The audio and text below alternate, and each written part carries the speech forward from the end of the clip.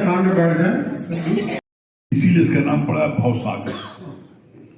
भवसागर में क्या है, भगवान कहते हैं कि तुम अपनी बेटी को नदी में पुल से उसको जो है डाइव मारने के लिए बोल रहे हो, पुल से नदी में कूद पड़ो। और अगर कोई बेटी या बेटा तैरना नहीं जानता तो पुल से कूदेगा तो क्या बच पाएगा? इतना गहरा रहता है कि डूब जाएगा। उसी तरीके से शादी विवाह में तुमने ऊपर से कूदा दिया जाओ, लेकिन अगर उसको जो है तैरना नहीं आता है तो वो नदी से वो लड़का या लड़की निकल नहीं सकता, डूब जाएगा। इसी तरीके से शादी विवाह का है, जो लड़की या लड़का जिसने भी गीता ज्ञान, ब्रह्म ज्ञान, तत्व ज्ञान हमारे गुरु जी के ज्ञान को नहीं लिया, वो कहीं न कहीं रास्ते में अपनी पूरी आयु होने के पहले ही वो डिप्रेशन में आ जाता है, सुसाइड कर लेता है, आग लगा लेता है, घर से भाग जाता है, बहुत दुखी होता है, जीवन में रोता है, जीवन में पश्चाताप करता है कि हम कहाँ फंस गए, क्या हो गया। सारी जिंदगी वो रोता है, चाहे लड़की हो चाहे लड़का हो। जिसने इस ब्रह्म ज्ञान को नहीं प्राप्त किया वो जो है सारी जिंदगी रोता है, और जिसने इस गीता ज्ञान को प्राप्त कर लिया उसके जीवन में कैसी भी विपरीत परिस्थिति आ जाए, जीवन में कैसी भी कोई अप एंड डाउन बात आ जाए, कुछ भी हो जाए, उसको लेस मात्र दुनिया की कोई ताकत दुखी नहीं कर सकती। ये गारंटेड है। आप जितने बैठे हो, ये जो सत्संग आता है, जिसने भी गुरु जी के ज्ञान को मन मनोभाव से सुना हो, उसके जीवन में कितनी भी विपरीत परिस्थिति आई हो, कितना जीवन में संकट आया हो, कितनी परेशानी आई हो, कुछ भी हुआ हो, लेकिन वो जरा सा भी उसके अंदर में दुख, डिप्रेशन या दुखी नहीं होता है। ये ज्ञान में इतनी पावर है। इसलिए हर राही को इस ज्ञान की आवश्यकता है, और जिसने ज्ञान को प्राप्त कर लिया उसके जीवन में चाहे सुख आए चाहे दुख आए, चाहे लाभ हो चाहे हानि हो, चाहे जीवन हो चाहे मरण हो, चाहे यश हो चाहे अपयश हो, कुछ भी हो, वो अपने स्वरूप में स्थित रहता है, प्रसन्नचित रहता है। उसका दिल धूप धूप नहीं करता, डरता नहीं है। इस ज्ञान की सब स्वरूप करती है। आप 50 साल से पूजा कर रहे हो, पाठ कर रहे हो, जप कर रहे हो, दान कर रहे हो, पुण्य कर रहे हो, व्रत रख रहे हो, कुछ भी कर रहे हो, लेकिन जीवन में जब दुख आता है, एक्सीडेंट होता है बच्चे का, कोई अपयश मिलता है, कोई निंदा करता है, तो उस समय आप अपना आपा खो बैठते हो, उससे जो है उस समय फिर आप लड़ने बढ़ने लगते हो, यहाँ तक कि जीवन पर्यंत उससे बातचीत करना बंद कर देते हो। यहाँ तक कि हमने देखा है, सुना है, और अभी भी ऐसे कितने घर हैं प्रत्यक्ष में, अभी भी हैं। हम आपको पता देना, ज्यादा पता कर लेना। बाप बेटे भी, बाप बेटा हो चाहे बेटी हो, और चाहे बेटा हो चाहे पिता हो, जिसने भी अपमान कर दिया, कहना नहीं माना, किसी लड़की ने किसी पराई जात में शादी कर ली, किसी लड़के ने पराई जात में लड़की शादी कर ली, तो बाप जो है बोलता अपने बेटे से, तुमने मेरी नाक कटा दी है, अब तुम्हें हम कसम दे के जा रहे हैं कि मेरी अर्थी में हाथ मत लगाना। ऐसे है कि इतना दिल में धक्का लगता है। तो ये कौन है? ये वो है जो अज्ञानी है, जिनको गीता ज्ञान, जिन्होंने नहीं सुना गुरु मुख से, जिन्होंने गुरु की शरण नहीं गए हैं, वो ये सब बात करते हैं। इसलिए इस धरती पर 4 प्रकार के लोग हैं। इस धरती पर 4 प्रकार के लोग हैं, अब चारों में आप कौन से किस प्रकार को आपका अंदाजा लगा लो। तो कौन चार प्रकार है? पहला है अज्ञानी, मूढ़, बेवकूफ, ना समझ, नादान। कौन है? जो जिसने कभी गुरु का ज्ञान नहीं सुना है और किसी गुरु की शरण नहीं है, तो क्या करता है, जब जीवन में कोई ऐसी विपरीत परिस्थिति आती है, कोई अपमान करता है, कोई उपहास उड़ाता है, इस प्रकार की कोई बात जीवन में आती है, तो क्या करता है, वो इस बात को बोलता है, आज से हमारा तुम्हारा नाता खत्म, न तो मेरे बाप हो, न तो मेरे बेटे हो, न तो मेरी बेटी हो। बेटी किस प्राइज आपसे शादी कर लेती है, बाप कहता आज तुम्हारे लिए बाप मर गया। वो इतने कठोर शब्द इस्तेमाल करते हैं जो जीवन में कभी मिटे नहीं। तो कैसे? बोला जैसे पत्थर पर लकीर, पत्थर पर तुम सूजे से लकीर खींच दो तो पत्थर की लकीर में मिटती नहीं ना, तो जीवन पर्यंत बनी रहती है। वैसे दूसरे कैसे होते हैं? दूसरे होते हैं जिज्ञासु, जो सत्संग में आते हैं, गुरु वचन सुनते हैं, और जब जीवन में विपरीत परिस्थिति आती है तो वो पूछते हैं, गुरु जी मेरा फलाने ने बड़ा अपमान किया, मैं उसकी बड़ी। कोई भी व्यक्ति इस संसार में ऐसा नहीं है जिसके अंदर में ब्रह्म की शक्ति न हो। सुना सकना कोई नहीं हर के अंदर लाल, और मूर्ख गण खोले नहीं करेंगे वह कंगाल। लाल माने परमात्मा, और जब तक परमात्मा आपके अंग संग है तब तक आप खाते हो, पीते हो, बोलते हो, हंसते हो, चलते हो, उठते हो, बैठते हो, दुनिया के सब कर्म करते हो शरीर से। और जैसे ही परमात्मा का आपका कनेक्शन कट होता है, वो ऐसे आपका शरीर क्या होता है, लेट जाता है, मुर्दा हो जाता है। तो एक्चुअल में हर कोई उस परमात्मा से प्यार करता है, कोई किसी से शरीर नहीं। शरीर जड़ है, इस जड़ में चेतन कौन है? जड़ में चेतन वो परमात्मा, वो शक्ति, वो ब्रह्म, और वो शक्ति हर एक के अंदर है। सुना सकना कोई नहीं हर के अंदर ला, और मूर्ख गण खोले नहीं करेंगे कंगाल। हर के अंदर वो शक्ति है, और उस शक्ति को सिर्फ आपको जगाना है। और वो शक्ति कहाँ जगेगी? वो शक्ति जगेगी सत्संग में। बाकी दुनिया का कुछ कर लो, जैसे पता नहीं पूजा पाठ, जप तप, दान पुण्य, तीर्थ गंगा स्नान, कुछ कर लो, वो शक्ति नहीं जगेगी। ब्रह्म की शक्ति जगेगी जब आप सत्संग बैठोगे, गुरु मुख से सत्संग सुनोगे। जब गुरु मुख से सत्संग सुनोगे, गारंटी है आपकी शक्ति जग जाएगी, प्रकट हो जाएगी। कैसे प्रकट होगी? इसका बहुत सुंदर गुरु ने उपाय बताया। जैसे दूध की हर बूंद में मक्खन है, लेकिन दूध में से मक्खन को प्रकट करने के लिए उसका एक तरीका है। क्या तरीका है? दूध उबालो, ठंडा करो, जामुन डालो, रात भर रखो, दही जम जाए, अगले दिन उसमें मखानी चलाओ, मक्खन निकल आएगा। उसमें एक तरीका है,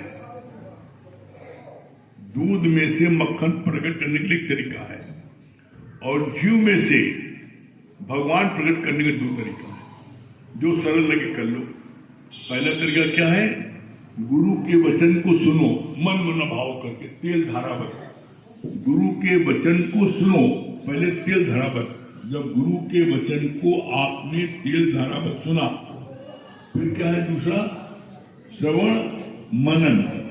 फिर उसका मनन करो, मैंने गुरु वचन क्या सुने, जो वचन मैंने सुने क्या मैंने अपने जीवन में लगाया उसको? जो वचन सुनने के बाद में जीवन में लगा ले। तीसरा निध्यासन, उसके अंदर भगवान प्रकट हो जाएगा।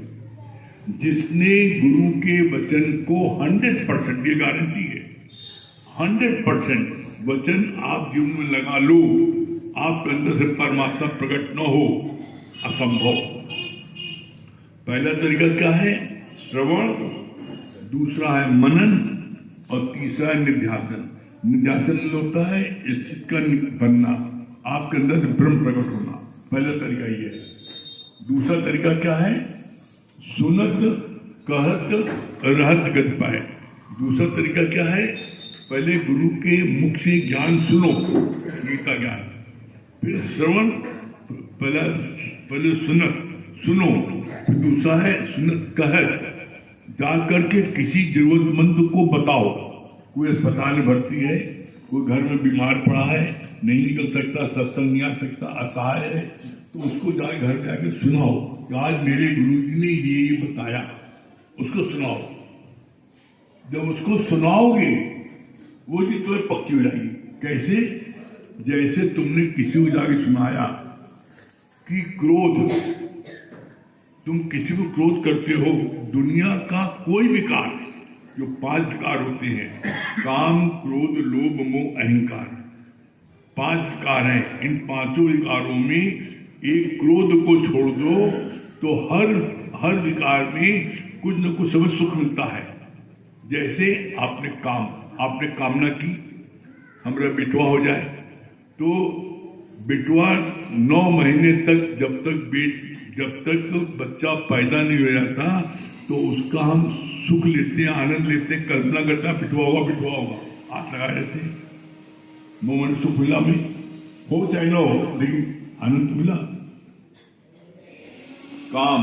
कामना की बेटे की, चाहे बाद में बेटी हो, लेकिन 9 महीने सुख मिला, हाथ बिटवा हो।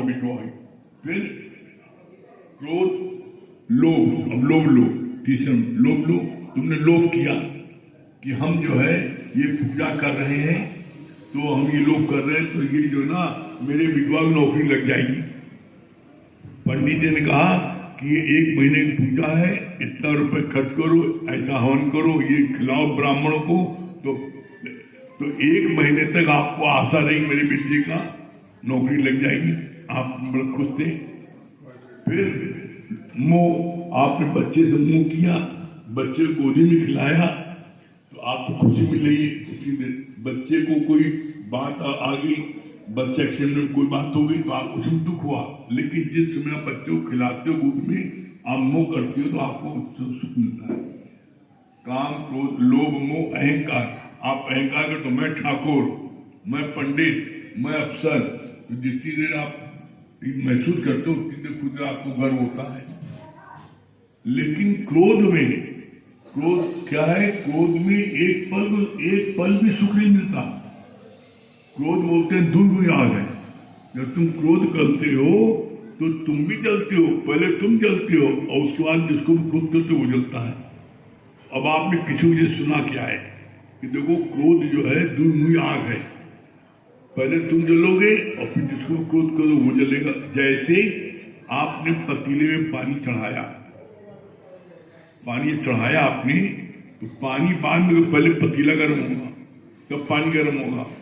उसी तरह आपने क्रोध किया, पहले आपने क्रोध आया, आप जले और उसके बाद जिसको क्रोध किया वो जला, तो उसको बोलते हैं धूम।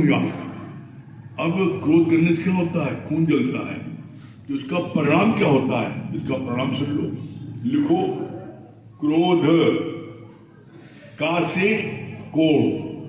जैसे कोढ़ी व्यक्ति के पास कोई जो है बैठना पसंद नहीं करता, हाथ मिलाना पसंद नहीं करता, उसे दूर भागता है, तो क्रोधी व्यक्ति हर आदमी दूर भागता है। पहला रोग यह है। फिर काम में नीचे रा लगा है, रा, सारी जिंदगी उसको रोना पड़ता है, रा से रोना, सारी जिंदगी रोता है। जो क्रोधी व्यक्ति है वो सारी जिंदगी रोता है, तो उसके पास आता नहीं। और फिर धा से क्या होता है, धिक्कार, उसे सब तरह से धिक्कार मिलता है। कोई हो, चाहे बेटा हो, चाहे बेटी हो, चाहे पति हो, चाहे पत्नी हो, चाहे कोई रिश्तेदार हो, चाहे पड़ोसी हो, उससे किसी से पट्टी नहीं है।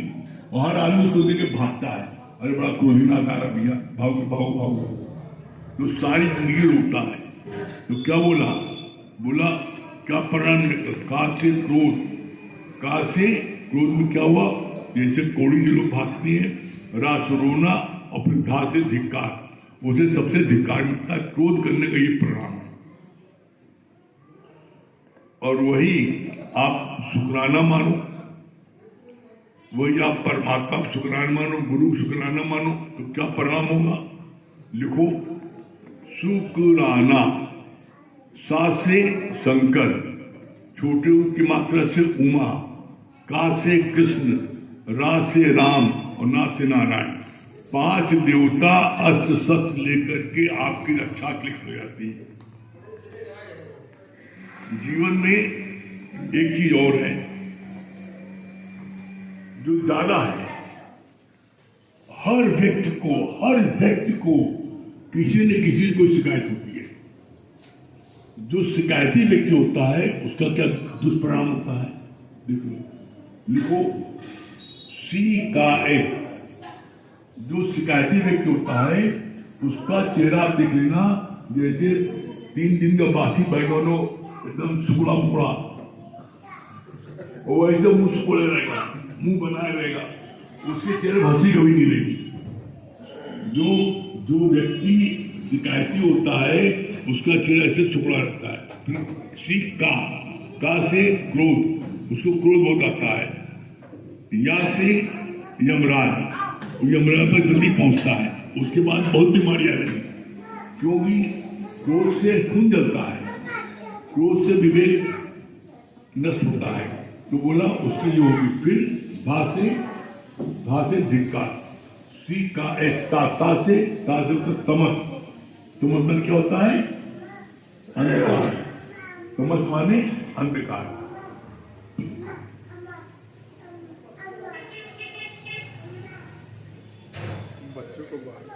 ता से क्रोध लोभ मोह अहंकार, लेस मात्र एक बाल बराबर कम नहीं हुए थे। लेकिन गुरु जी की शरण में आज आए हमको 33 साल हो गए। इन 33 साल में क्या, हम सिर्फ 33 दिन में जो मुझको मन में शांति मिली, आनंद मिला, प्रफुल्लता मिली, उमंग आई, पॉजिटिव थिंकिंग आई, वो 50 साल की पूजा करने पर नहीं प्राप्त। बाहर करा दो भाई, जो सब लोगों का ध्यान भंग हो रहा है। जो 50 साल पूजा पाठ किया, ऐसी पूजा वो कर नहीं सकता जितनी हम करते थे। रोज हनुमान जी के मंदिर में आके जाना, दर्शन करना, हर मंगल पत्र रखना, रोज उनके नाम की माला जाप करना, और हफ्ते में कम से कम 2 दिन 3 दिन गंगा स्नान करना, बड़े हनुमान जी के दर्शन करने जाना, ब्राह्मणों को खिलाना, दान करना, सब कुछ करते थे। पंडितों से यह कहवन कराते थे, ढूंढते थे पंडित के खिलाफ खिलाते इसको। क्यों? क्योंकि गाना सुना था ना, 1 देवे 10 पाए, 1 लाख देगा 10 लाख मिलेगा। तो इस लालच में जितना खिलाएंगे, जितना देंगे उससे 10 गुना मिलेगा। लेकिन आगे की लाइन से जब ज्ञान में आए तब पता लगा, आगे की लाइन में क्या बोला गुरु ने, 1 देवे 10 पाए, लेकिन 20 का मरोठा कौन खाए? 20 का मरोठा होता है जन्म मरण। तुम 1 लाख दोगे दान में तो 10 लाख मिलेगा। तो 10 लाख लेने के लिए तुम्हें माँ के घर में आना भी तो पड़ेगा 9 महीने, और जो 9 महीने माँ के घर में आना, वो सबसे बड़ा नरक की कुंभ है। वो उससे बड़ा नरक कोई नहीं ना। कैसे नहीं, इसका प्रमाण देख लो। 9 महीने तुम माँ के घर में रहते हो, कैसे उल्टा लटका था, जान सांसत में पड़ी थी। उस समय क्या होता है, जब जान सांसत पड़ी होती है तो उस समय रात दिन बच्चा उल्टा लटका भगवान से प्रार्थना करता है, हे प्रभु हमें तुम कोई तरह से नरक से निकालो, हम रात दिन तुम्हारा ही जाप करेंगे, पूजन करेंगे, तुम्हारी पूजा करेंगे। ये रोज मनाता है। इसका परिणाम क्या होता है, प्रत्येक परिणाम देख लो। इसका परिणाम होता है, इस धरती का कोई बच्चा किसी जाति का जब पैदा होता है तो आप देख लो, जैसी पैदा होता है उसको याद रहता है, गर्भ में किया था वादा प्रभु तुझको न भूलूंगा प्रभु कभी। लेकिन पढ़ के मुंह के जाल में भूला तो अपना करार है। मुंह के जाल में पढ़ के तो अपना करार भूल जाता है। क्या? जब धरती में बच्चा आता है, किसी जात का बच्चा आप देख लेना जा करके, जिस दिन पैदा होता है जैसे ही, तो उसके मुख से निकलता ओम ओम ओम, ये निकलता है। अम्मा कहती वाह कर रहा था, वहां की छोड़, देख तेरे पापा आ गए, देख तेरी मौसी आ गई, देख तेरे जीजा आ गए, फलाना कह के सत्यानाश। वो शुद्ध स्वरूप परमात्मा आता है और वो परमात्मा, वो शक्ति उसके अंदर रहती है। लेकिन बच्चे को अम्मा कह करके, तुम्हारा पापा है, तुम्हारा बड़ा भाई है, तुम्हारे चाचा है, तुम्हारे ताऊ है, कहकर सारे लेप उसके ऊपर स्टिकर चपका देती है और वो नीचे तरल पदार्थ ब्रह्म का रहता स्वरूप का वो ढक जाता है। उसको याद है, हम उसका नाम छठी देने लगे, तुम्हारा नाम बनवारी है, तुम्हारा नाम घनश्याम है, लिख दिया, वो याद है। और ताऊ चाचा फलाने निकाय सब याद है। अपना रूप क्या भूल गया, अपना रूप पहचान समझ मन दर्शन ही भगवान। अपना रूप कौन सा भूल गए, अपना रूप कब याद आएगा, अपना रूप कब निकलेगा। बोला सकल द्वार बंद, सकल द्वार बंद, समाधि लगा के दे और अंतःकरण में ज्ञान की ज्योति जला दे। सारे द्वार बंद करो, बिना आंखों से देख रहे हो, कानों सुन रहे हो, सारे द्वार बंद करो, तुम्हें अंदर अपनी ज्योति दिखाई पड़ेगी। मेरी ज्योति कौन सी है, तुम्हें फील होगा आई एम दैट, मैं वो ब्रह्म हूं। वो फील करोगे और जब तुम ब्रह्म फील करोगे तो फिर तुम्हें किसी के प्रति कोई दुराव पैदा होगा, कोई मन में उसके प्रति किसी प्रकार की वार्ता पैदा होगी, इच्छा पैदा होगी, किसी प्रकार की कोई इच्छा नहीं होगी। जैसे तुम अपना ही हाथ अपने गाल में लगाते हो, अपने सीने में लगाते हो, अपने जान में लगाते हो, तो क्या किसी प्रकार का कोई अंदर में फीलिंग आती है। मालिश कर रहे हो गाल में, छाती में, जान में, हाथ में, किसी प्रकार की फीलिंग नहीं होती। उसी तरीके से ब्रह्म ज्ञानी वो कहीं भी किसी, और वही तुम किसी लड़की बाहर रखो तो सेंसेशन लगता है, एकदम से बिजली दौड़ती है। क्यों? क्योंकि तुमने उसको दूसरा देखा, तुमने लड़की देखी तो अंदर में करंट लगेगा, लेकिन तुम उसमें जब ब्रह्म देखोगे, यही बात भगवान ने बोला गीता में। क्या बोला है? गीता को पढ़ो, सुनो गुरु मुख से तो सब समझ आ जाएगा। गीता में भगवान कैसे क्या बोला है? चींटी से लेके हाथी तक, राई से लेके पहाड़ तक, मैं अपनी विभूत का वर्णन कहां तक करूं? जड़ चेतन सब मैं ही बना हूं। और इसका प्रमाण है, इसका प्रमाण एक नहीं, सारे भजन की लाइन में आप देखो, बोलते हो ना, फूलों में राम, कलियों में राम, कहानी राम है। आप बोलते हो ना, मेरे रोम रोम में बसने वाले कहानी राम है। आप कहते हो ना, जर्रे जर्रे में झांकी राम की, किसी सूझ वाली आंखें पहचान के आप बोलते हो ना। जब जर्रे जर्रे में आप बोलते हो कोई जगह न तुझसे खाली है, तू व्यापक डाली डाली है, कोई जगह तुझसे खाली नहीं है।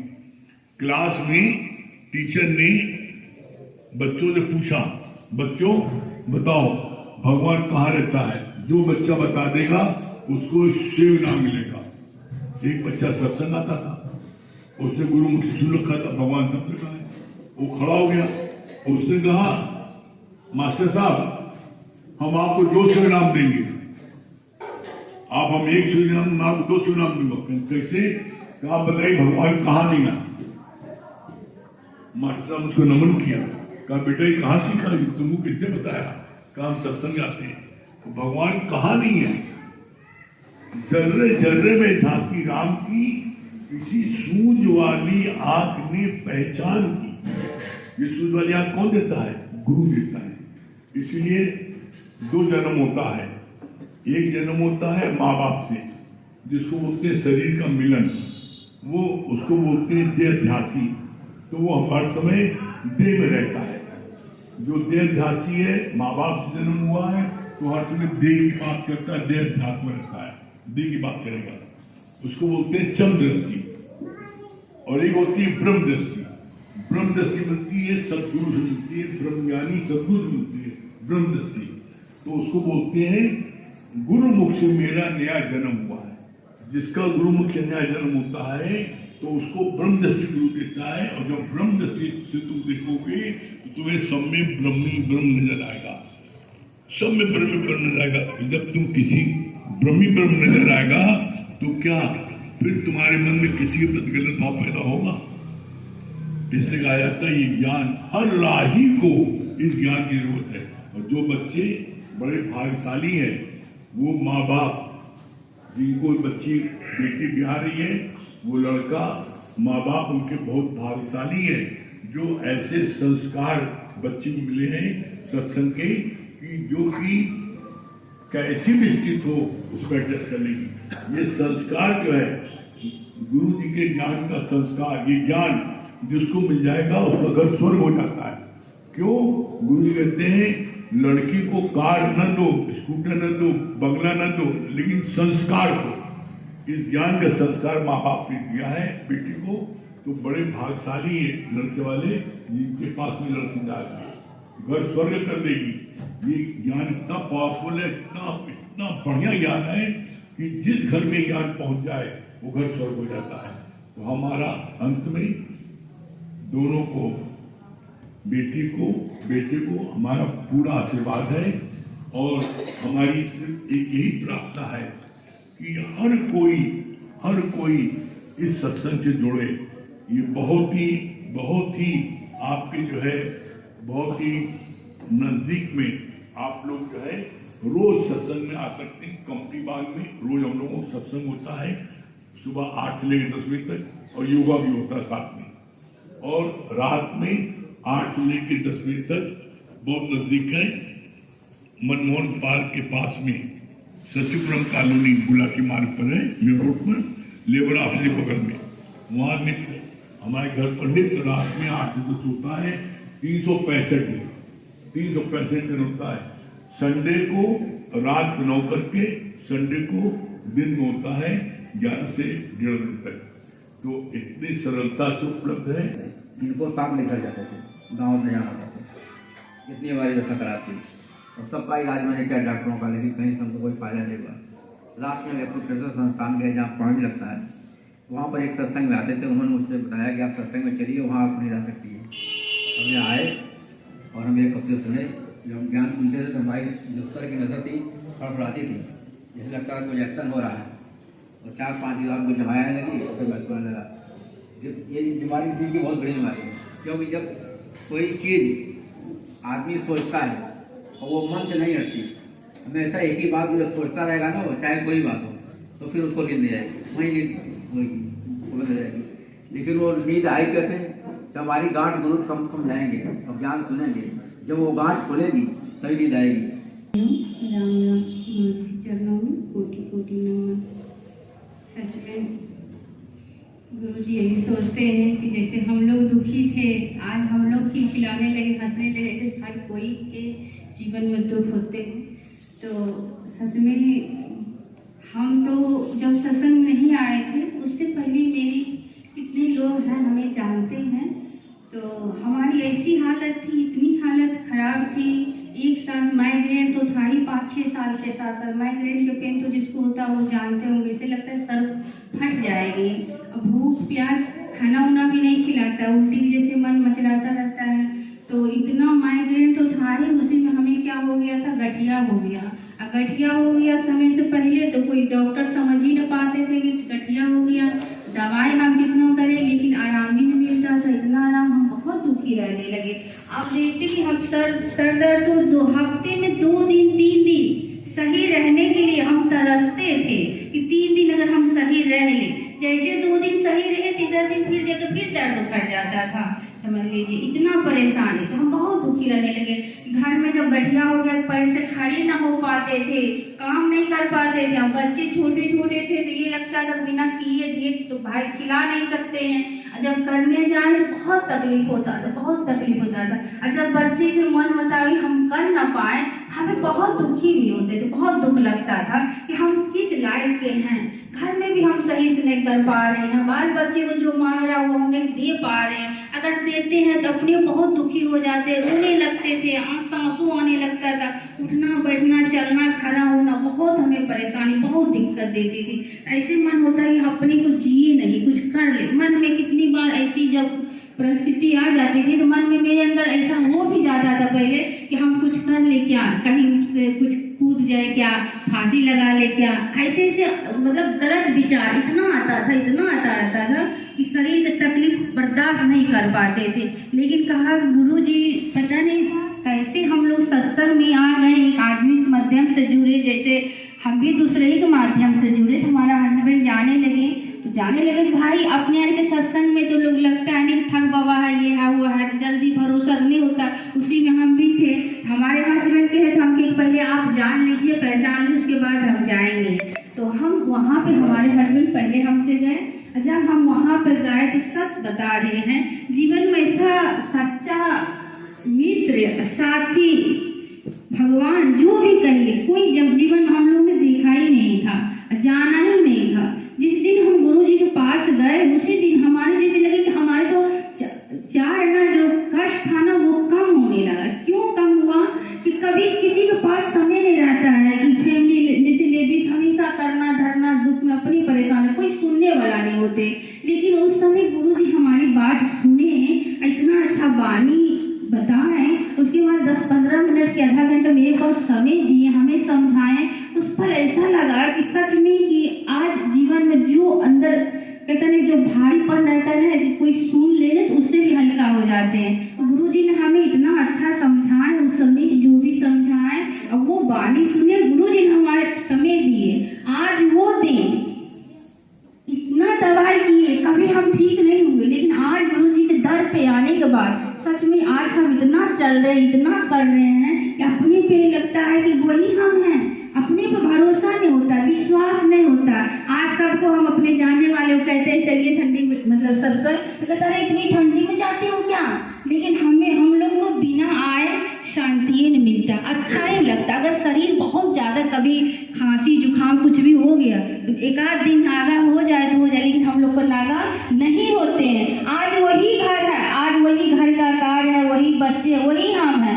आज ज्ञान से इतनी ताकत मिल गया, वही आज कोई दवा डरमस भी नहीं खाते। आज लगता है कि जीने की तरीका गुरु ने सिखा दे। तो सच में हम लोग बहुत, इसीलिए तो हम लोग ये सत्संग छोड़ते नहीं। ये सत्संग खाली ज्ञान की नहीं है, मन की ताकत हम लोग को बढ़ा दिया, इतनी ताकत इतनी एनर्जी दे दिया है कि जो इंसान यहाँ 60 साल के भी रहते हैं वो अपने आप को 60 साल के नहीं समझते हैं, क्योंकि ज्ञान में ये पावर है। हम तो महसूस किए हैं। आज आप लोग के सामने हम चलने के लायक नहीं थे, एक जगह बैठने के लायक नहीं थे, लेकिन आज सत्संग हम आधा घंटा जमीन में भी बैठ जाते हैं प्रति, और हम इतना चलते घर में भी करते हैं। कई जगह गुरु जी हम लोग को भेजते हैं सत्संग, छोटी छोटी मोहल्ले में सत्संग करने के लिए भेजते हैं। तो आज हम लोग कितने जगह जाते हैं। तो ये सब हमारे गुरु जी की कृपा है, और हम यही सोचते हैं सब कुछ करते रहें, लेकिन ये ज्ञान बहुत जरूरी। हमें लोगों को तो जीने की कला सिखा दिया, तरीका सिखा दिया, रहना सिखा दिया। आज ये चेहरा पता नहीं कब मुरझा गया होता, होते कि ना होते, आज ज्ञान में ना होते, शायद होते कि ना होते, लेकिन आज गुरु जी जीवन में मिल गया था, जीने के लगता है कि और उम्मीद बन गई कि क्या कर ले। तो ये सब शुक्राने गुरु जी के हैं। सभी को हरिओम राम राम।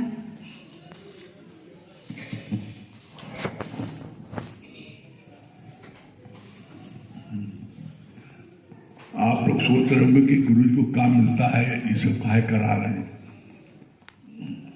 जो आनंद, जो शांति, जो उमंग, जो प्रफुल्लता प्राप्त हुई है, तो मन में ये आता है जैसे भगवान ने हमको दिया है वैसे ही सबको मिले, वैसे सबको मिले।